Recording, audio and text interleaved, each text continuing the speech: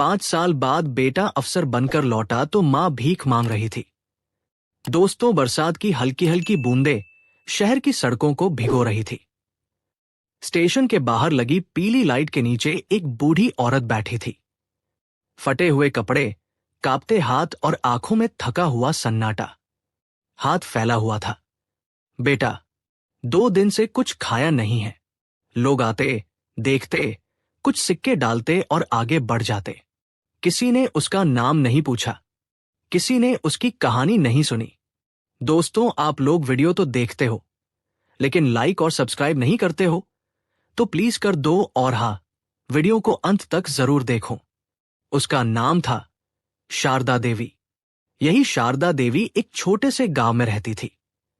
मिट्टी का घर, टपकती छत और एक ही सपना, मेरा बेटा अफसर बनेगा। उसका बेटा अमन। पिता बहुत पहले गुजर चुके थे। मां ने खेतों में काम किया, लोगों के घर बर्तन धोए, कभी कभी भूखी सोई, लेकिन बेटे की पढ़ाई नहीं रुकने दी। अमन पढ़ने में तेज था। टीचर कहते थे, ये लड़का एक दिन बहुत आगे जाएगा। और शारदा देवी हर बार वही जवाब देती, बस भगवान मेरे बेटे को ईमानदार इंसान बना दे। अमन रोज सुबह 4 बजे उठता, मां के लिए चूल्हा जलाता, फिर साइकिल से 7 किलोमीटर दूर स्कूल जाता। कॉपी पुरानी होती, पेन उधार का होता, लेकिन आंखों में सपना नया था। एक दिन स्कूल में नोटिस लगा, सरकारी अफसर बनने की तैयारी के लिए शहर में कोचिंग। फीस देखकर अमन चुप हो गया। घर आकर बोला, मां, रहने दो, हम नहीं कर पाएंगे। शारदा देवी ने उसी दिन अपने आखिरी गहने बेच दिए और बोली, अगर तू नहीं पढ़ेगा तो मैंने मां होने का क्या हक निभाया। जिस दिन अमन शहर गया, मां स्टेशन तक छोड़ने आई। पोटली में 4 सूखी रोटियां और आंखों में आंसू। बेटा, शारदा देवी ने कहा, बड़ा आदमी बने या ना बने, इंसान जरूर बने रहना। अमन ने मां के पैर छुए। मैं लौटूंगा मां। अफसर बनकर ट्रेन चल पड़ी और मां की जिंदगी वही रुक गई। शहर ने अमन को तोड़ना चाहा। छोटा कमरा, दिन में पढ़ाई, रात में होटल में बर्तन। कई बार भूखा रहा, कई बार अपमान सहा, लेकिन हर बार मां का चेहरा याद आता। 5 साल बीत गए। उस दिन सुबह सुबह फोन आया, बधाई हो अमन जी, आप सिलेक्ट हो गए हैं। अमन रो पड़ा। सबसे पहले मां को फोन किया, मां, मैं अफसर बन गया। फोन के उस पार शारदा देवी रो रही थी। भगवान का शुक्र है, उसे नहीं पता था कि भगवान अब उसकी परीक्षा लेने वाला है। अमन आज बड़े शहर का ईमानदार अफसर बन चुका था। गाड़ी, बंगला, इज्जत, लेकिन एक सवाल हर रात उसे सोने नहीं देता, मां अब कैसी होगी। उसी सवाल का जवाब उसे उस दिन मिला जब उसने सड़क किनारे एक भीख मांगती बूढ़ी औरत को देखा। फटे कपड़े, कांपते हाथ और वही आंखें। अमन की सांस रुक गई। मां, और यहीं से शुरू होती है वो सच्चाई जो हर बेटे को हिला देगी। अमन की गाड़ी अचानक ब्रेक के साथ रुक गई। सड़क किनारे बैठी वो बूढ़ी औरत अब भी हाथ फैलाए खड़ी थी। बेटा, कुछ खिला दे, आवाज कांप रही थी। ठीक वही आवाज जो कभी रात को उसे सुलाया करती थी। अमन का दिल जोर से धड़कने लगा। वर्दी में खड़ा अफसर अचानक एक छोटा सा बच्चा बन गया। अमन धीरे धीरे आगे बढ़ा। भीड़ थी, लोग देख रहे थे। उसने हिम्मत करके कहा, मां, शारदा देवी। बूढ़ी औरत ने ऊपर देखा। कुछ पल तक उसकी आंखें खाली रहीं। फिर अचानक उसके होंठ कांपने लगे। अमन, भीख का कटोरा हाथ से गिर गया। लोगों की भीड़ अचानक चुप हो गई। शारदा देवी ने अमन को ऊपर से नीचे देखा। इस्त्री लगी वर्दी, चमकते जूते, कंधे पर स्टार। वो घबरा गई। अचानक उसने अपना चेहरा ढक लिया। नहीं, तू मेरा बेटा नहीं हो सकता। आवाज भर्रा गई। मेरा बेटा तो अफसर है। अमन ने उसके हाथ पकड़ लिए। मां, मैं ही हूं। शारदा देवी ने हाथ छुड़ा लिया। मत छू मुझे। लोग देखने लगे। उसकी आंखों में शर्म थी, डर था और मां होने का अपराध बोध। तू यहां क्यों आया? उसने कांपती आवाज में पूछा। लोग क्या कहेंगे? अफसर की मां भीख मांगती है। अमन की आंखों से आंसू बहने लगे। कोई बोला, साहब, ये आपकी मां है। कोई फुसफुसाया, देखो, अफसर की मां भीख मांग रही है। अमन ने भीड़ की तरफ देखा। पहली बार उसे अपनी वर्दी भारी लगने लगी। अमन ने धीरे से कहा, मां, घर चलो। शारदा देवी ने जमीन की तरफ देखा। कौन सा घर बेटा? जिस घर में तेरा बचपन था, वो तो बिक गया। अमन सन्न रह गया। गाड़ी में बैठते ही शारदा देवी टूट गई। जब तू शहर गया, पहले साल सब ठीक था। फिर खेत में काम नहीं मिला। मैं बीमार पड़ गई। इलाज के लिए जमीन गिरवी रखी।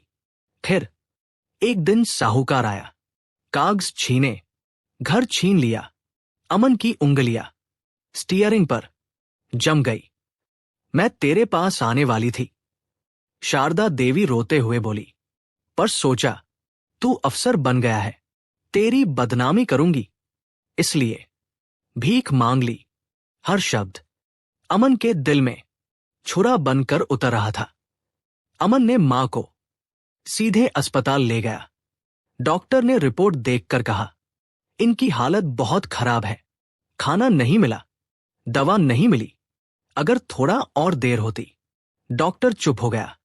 उस रात अमन मां के पास कुर्सी पर बैठा रहा। शारदा देवी नींद में भी बुदबुदा रही थी, अमन, भूखा मत रहना। अमन रो पड़ा। सुबह मां ने पूछा, बेटा, तू नाराज तो नहीं है? अमन ने मुस्कुराने की कोशिश की। नहीं मां, लेकिन अंदर वो खुद से नाराज था। अमन के दिमाग में एक ही सवाल घूम रहा था। मैं हर महीने पैसे भेजता था, फिर मां सड़क पर कैसे पहुंची? और उसी सवाल का जवाब अगले दिन मिलने वाला था। अस्पताल की खिड़की से धूप अंदर आ रही थी। मां की सांसें अब थोड़ी स्थिर थी, लेकिन अमन का मन बेचैन था। उसके दिमाग में एक ही सवाल घूम रहा था। मैं हर महीने पैसे भेजता था, फिर मां भीख मांगने तक कैसे पहुंची? ये सवाल उसकी वर्दी से भी भारी था। अमन ने मोबाइल उठाया। सबसे पहले उस नंबर पर फोन किया जिस पर वो 5 साल से पैसे भेज रहा था। चाचा रामस्वरूप। फोन उठा। हां अमन बेटा। आवाज में अपनापन था। अमन ने खुद को संभाला। चाचा, मां कैसी है? फोन के उस पार एक पल की खामोशी, फिर जवाब आया, अरे बेटा, वो तो ठीक है, पड़ोस में ही रहती है। अमन की आंखें बंद हो गई।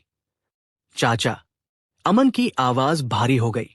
मां अभी मेरे सामने है, अस्पताल में, भीख मांग रही थी। फोन के उस पार सांस अटक गई। बेटा, वो, मैं समझा नहीं। अमन ने सख्त लहजे में कहा, मैंने हर महीने 8,000 रुपए भेजे। वो पैसे कहाँ गए? लंबी चुप्पी, फिर एक धीमी आवाज, बेटा, घर चला। अमन उसी दिन मां को अस्पताल में छोड़कर गांव के लिए निकल पड़ा। रास्ते भर खेत, मिट्टी, वही पुरानी सड़कें, लेकिन इस बार दिल में खुशी नहीं, बल्कि डर था। गांव पहुंचते ही अमन सीधा अपने पुराने घर गया। दरवाजे पर अब ताला था, दीवारें टूटी हुई, आंगन सूना। यही वो घर था जहां मां ने उसे चलना सिखाया था। अमन को देखकर गांव वाले इकट्ठा हो गए। किसी ने कहा, देखो, अफसर बेटा आया है। किसी ने फुसफुसाया, पर उसकी मां तो भीख मांग रही थी। अमन की मुट्ठियां भींज गई। रामस्वरूप घर के अंदर बैठे थे। अमन ने सीधा पूछा, मां को घर से क्यों निकाला? रामस्वरूप ने नजरें झुका ली। बेटा, घर गिरवी था। मैंने सोचा तू शहर में बड़ा आदमी बन गया है, पैसे तो आते रहेंगे। अमन चिल्ला पड़ा। पैसे मां के लिए थे। रामस्वरूप की आवाज कांप गई। मैंने तेरे पैसे अपने बेटे की पढ़ाई में लगा दिए, फिर कर्ज बढ़ गया, घर नीलाम हो गया। सच नंगे पाव सामने खड़ा था। और मां? अमन ने पूछा। रामस्वरूप ने धीमे से कहा, उसे बताया कि तू पैसे नहीं भेजता। वो शर्म से किसी से कुछ न बोली। अमन को चक्कर आ गया। अब उसे समझ आया, मां ने क्यों कभी शिकायत नहीं की, क्यों हर फोन पर सिर्फ यही कहा, मैं ठीक हूं बेटा। गांव के प्रधान ने कहा, साहब, कानूनन सब सही हुआ। अमन ने अपनी वर्दी देखी, फिर जमीन देखी और बोला, आज मैं अफसर नहीं, आज सिर्फ बेटा हूं। अमन ने पंचायत के सामने कहा, जो हुआ उसका हिसाब होगा, लेकिन पहले मैं अपनी मां को उसका सम्मान लौटाऊंगा। गांव सन्न था। शाम को अमन अस्पताल लौटा। मां ने देखा तो घबरा गई। बेटा, सब ठीक है ना? अमन घुटनों पर बैठ गया। मां, मुझे माफ कर दे। शारदा देवी ने उसके सिर पर हाथ रखा। बेटा, मां अपने बच्चों से माफी नहीं मांगती। अमन फूट फूट कर रो पड़ा। लेकिन ये सिर्फ शुरुआत थी। अमन को अब 3 फैसले लेने थे। मां को इज्जत कैसे दिलाए, धोखा देने वालों को क्या सजा मिले, और क्या एक अफसर अपने ही खून के खिलाफ खड़ा हो पाएगा? अस्पताल के कमरे में हल्की रोशनी थी। मां सो रही थी और अमन खिड़की के पास खड़ा खुद से लड़ रहा था। उसके एक कंधे पर अफसर की वर्दी थी, दूसरे कंधे पर मां की जिंदगी, और दोनों के बीच खड़ा था कानून। अमन जानता था, अगर उसने चाचा रामस्वरूप पर कानूनी कार्रवाई की तो लोग कहेंगे अफसर बनते ही खून भी पराया हो गया, और अगर उसने कुछ नहीं किया तो उसकी मां का दर्द हमेशा के लिए बिना इंसाफ के दफन हो जाएगा। उस रात अमन सो नहीं पाया। सुबह होते ही उसने अपनी वर्दी पहनी, आईने में देखा, पर आज उसे स्टार नहीं दिखे। उसे दिखा एक बेटा जो अपनी मां से नजर मिलाने लायक बनना चाहता था। अमन सीधे थाने पहुंचा। ड्यूटी अफसर चौंक गया। साहब, आप यहां? अमन ने शांत आवाज में कहा, एक शिकायत दर्ज करनी है। धोखाधड़ी, जमीन हड़पने और बुजुर्ग महिला को बेघर करने की। पूरा थाना सन्न रह गया।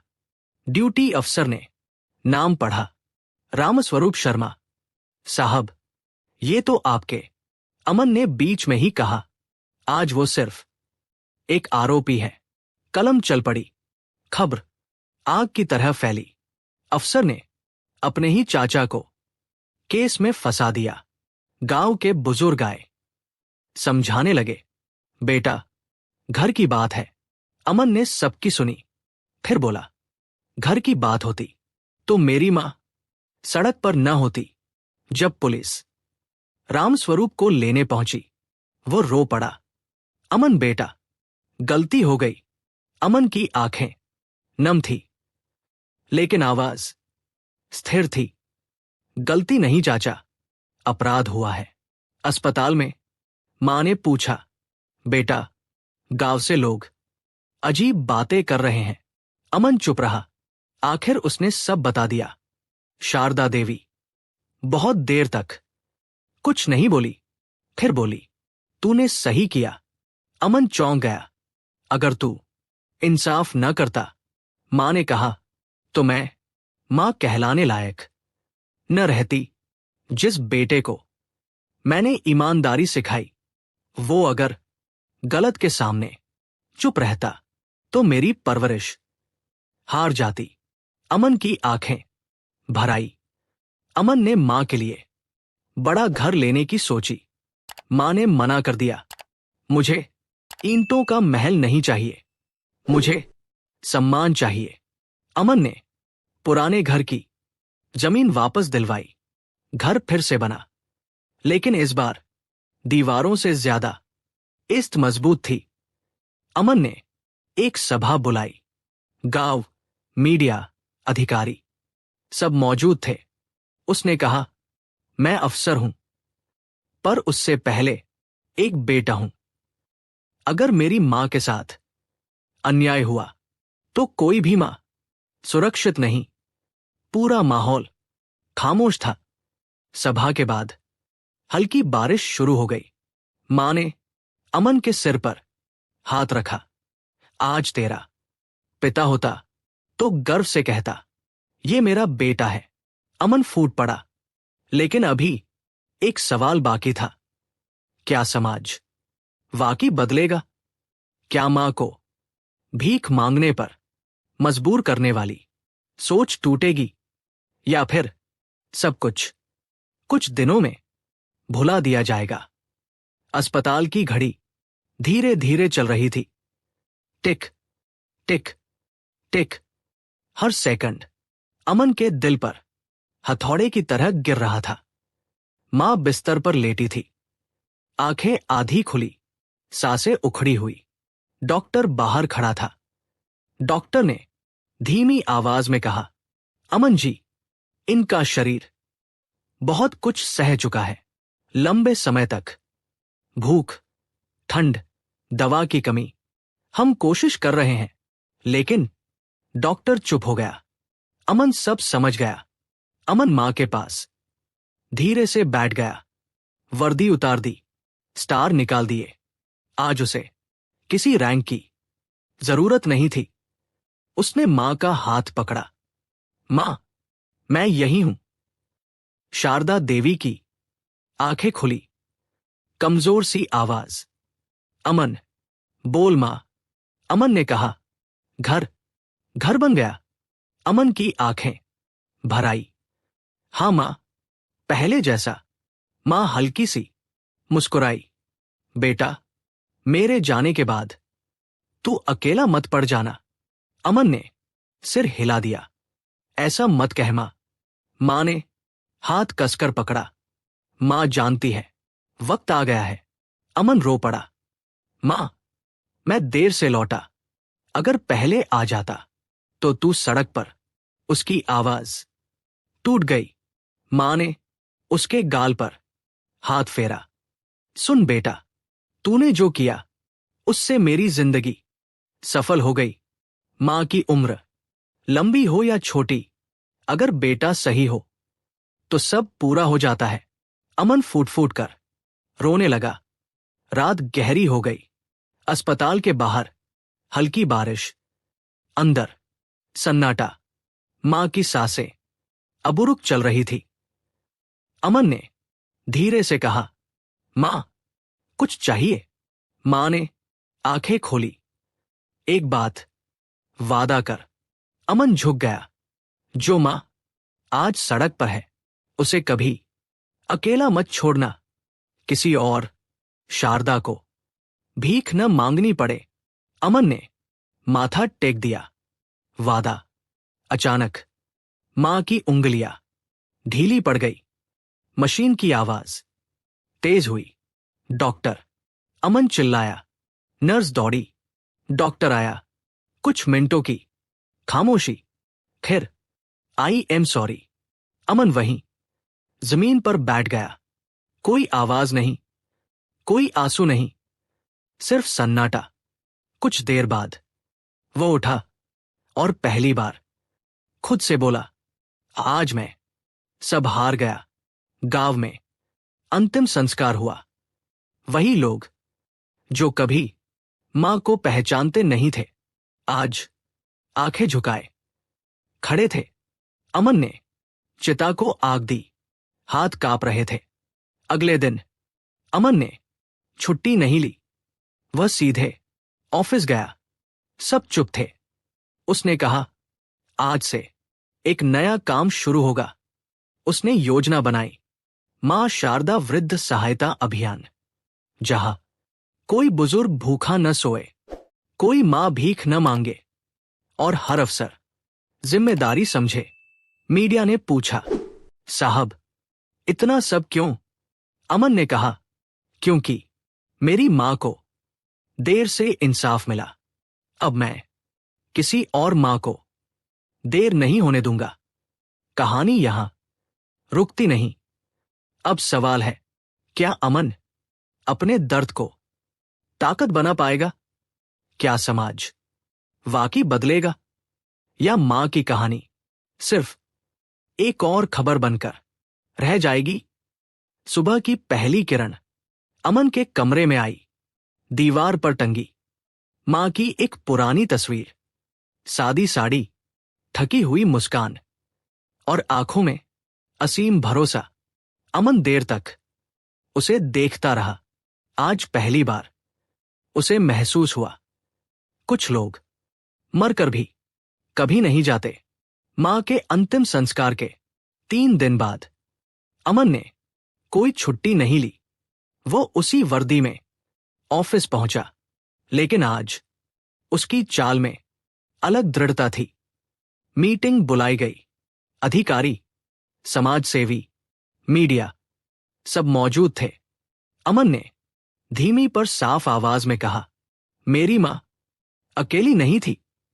देश में हजारों माएं आज भी सड़कों पर हैं, और हम तब तक सभ्य समाज नहीं कहला सकते जब तक एक भी मां भीख मांगने को मजबूर है। हॉल में पूर्ण सन्नाटा था। अमन ने फाइल खोली, मां शारदा वृद्ध सम्मान योजना। इसके तहत हर बेसहारा बुजुर्ग को मासिक सहायता, मुफ्त इलाज, कानूनी सुरक्षा और हर जिले में मां घर, वृद्ध आश्रय। सरकार ने तुरंत पायलट प्रोजेक्ट मंजूर किया। पहला मां घर उसी जिले में खुला जहां शारदा देवी भीख मांगती मिली थी। उद्घाटन के दिन अमन अकेला खड़ा था। फीता काटते समय उसकी आंखें नम हो गई। मां, उसने मन ही मन कहा, आज तू होती तो गर्व करती। उद्घाटन के बाद एक बूढ़ी औरत अंदर आई, डरी हुई। अमन ने खुद आगे बढ़कर उसका हाथ पकड़ा। डरो मत, अब आप सुरक्षित हैं। औरत रो पड़ी। बेटा, आज पहली बार किसी अफसर ने मां कहकर बात की। अमन ने नजरें झुका ली।